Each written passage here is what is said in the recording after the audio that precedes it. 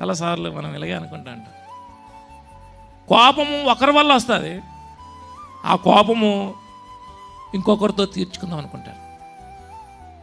భర్త ఆఫీసులోనో ఇంకా యజమాని దగ్గర ఉంటాడు, అక్కడ ఏదో తేడా వస్తుంది, ఆఫీసర్ తిడతాడు, ఆ యజమాని తిడతాడు, లేకపోతే డబ్బులు ఇవ్వాల్సిన ఎవడో సరిగ్గా ఇవ్వడం. చాలామంది ఏం చేస్తారంటే ఇంటికి వచ్చి ఆ కై కై కైమని భార్య మీద ఎగురుతూ ఉంటారు.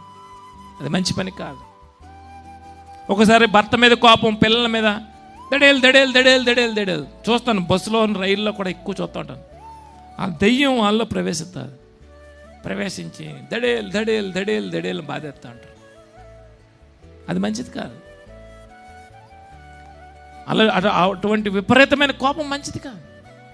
మించి ఎవరి వలన నీకు నష్టం కలిగిందో వారి మీద కోపం ఇంకొకరి మీద చూపడం క్రైస్తవ పద్ధతి అస్సలు కాదు.